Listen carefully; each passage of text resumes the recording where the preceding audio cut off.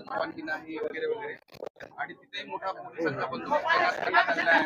सगळ्या महाराष्ट्राचं आजच्या रॅलीकडे लक्ष आहे. काय नाही महत्वाचं काय नाही, सगळ्या जिल्ह्यातच रॅल्या चांगल्या झाल्या. सगळ्यात मराठा लागते तसाच बुजचाही मराठा येणार आहे, जालन्याचा पण येणार आहे, संभाजीनगरचा सुद्धा, छत्रपती संभाजीनगर सुद्धा मराठा सगळा येणार आहे. असं काय नाही. पोलीस बंदोबस्त सगळ्याच एसपी साहेबांनी चांगलाच बंदोबस्त दिला सगळ्यात. तसंच बीडचे सुद्धा एसपी साहेब गेले, आपल्या जालन्याचे, संभाजीनगरचे सध्या तरी गेलेत बुवा. आधी परवानग्या समिती ही 8 समिती 8 गेले तरी सगळ्या कागदपत्राची पाहणी केली. 5,000 कागदपत्र सापडले पण जीर्ण झाले आणि त्याला प्रॉपर स्कॅनिंग आणि हे करावं लागणार आहे. त्यासाठी बराच काळ लागणार आहे असं सांगितलं. राज्य सरकारकडे जमा पण करणार. बघूयात ना काय केलंय हे शंभूराजे साहेब सांगतील.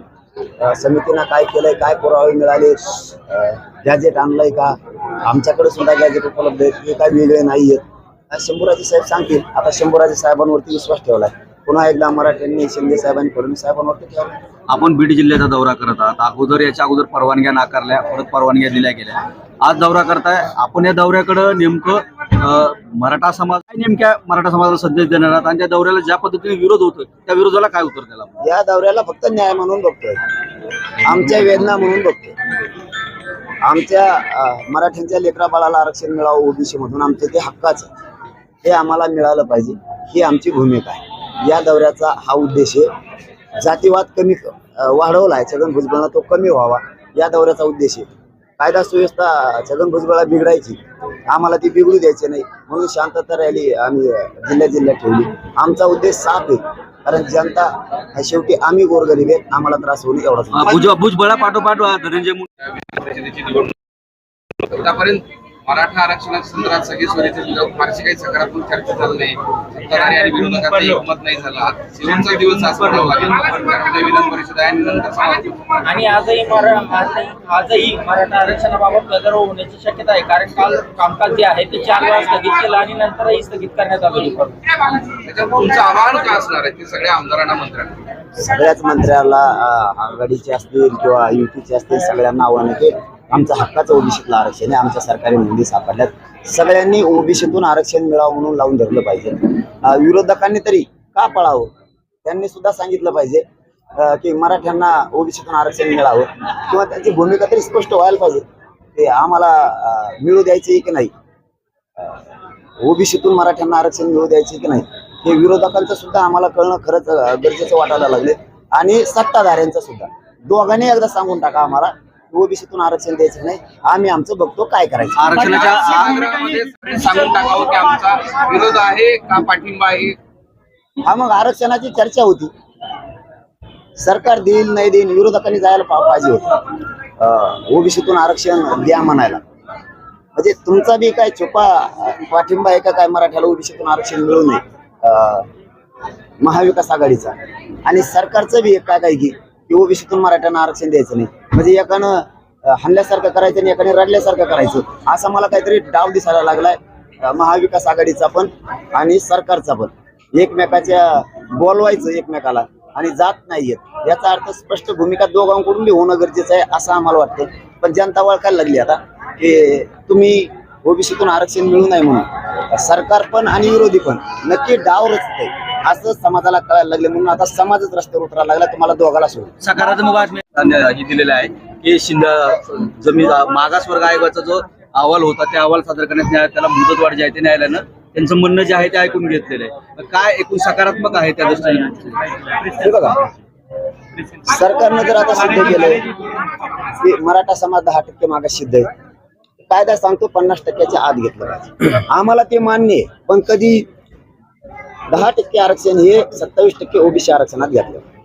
कारण कायदा तसं सांगतो की जी जात किंवा जो समूह मागास सिद्ध झालाय सामाजिक आणि शैक्षणिक दृष्ट्या, त्याला ओबीसी आरक्षणात घेतलं पाहिजे, 27% आरक्षणात घेतलं पाहिजे. 50%च्या आत 10% आरक्षण घ्यावं आणि नंतर मर्यादा वाढायची तो वाढवावं.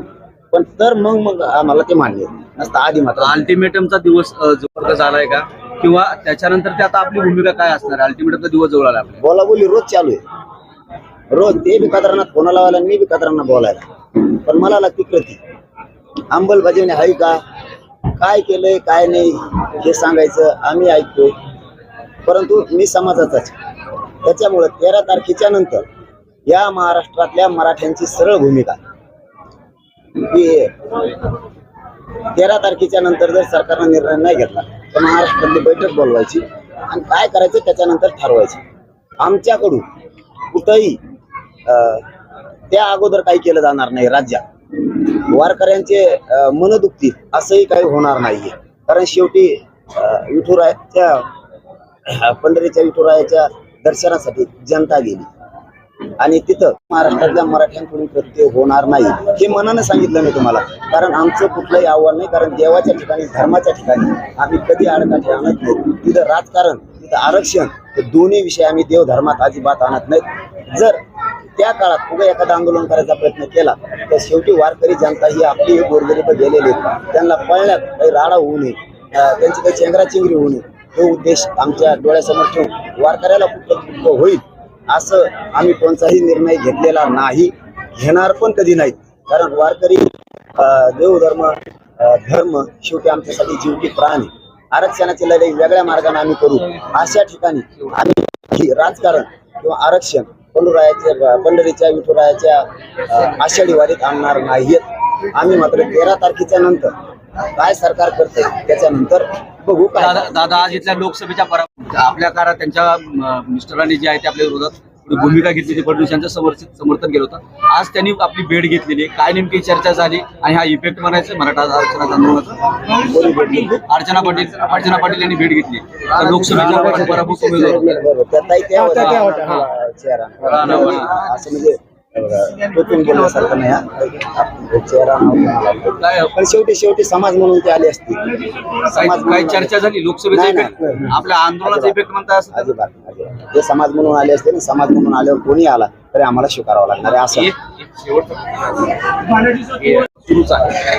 रात्रीचा शेवटचा संवाद सरकार प्रतिनिधी किंवा मंत्री यांच्याशी काय झालं? आरक्षणावर नाही झाला. शंभूराजे देसाई साहेबांना आम्ही रात्री फोन लावला होता. ते इथले कलेक्टर महोदयांकडून काही कुणबी प्रमाणपत्र देण्याबाबत, सर्टिफिकेट देण्याबाबत, त्याला नोंदी शोधण्याच्या बाबत लवकर प्रमाणपत्र दिले जात नाहीत. त्यामुळं आता ते कसं जात नाही हे आणखी माहिती नाही, पण जाणून बुजून दिले जात नाहीत की काय त्या संदर्भात मात्र चर्चा केली की सरकार म्हणून आपण आमच्या लोकांना अडचण येऊ नये. आमची पोरं शिकायला लागले, त्यांना सर्टिफिकेटची गरज आहे. त्यांचे जर वंशावळ निघाली, त्यांच्या जर नोंदी निघाल्या तर त्यांना देणं आवश्यक आहे.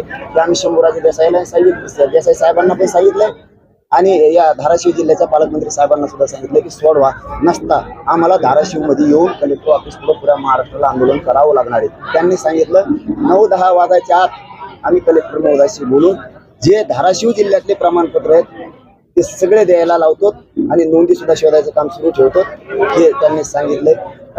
एवढीच मात्र चर्चा झालेली, बाकीची नाही. धन्यवाद. धन्यवाद.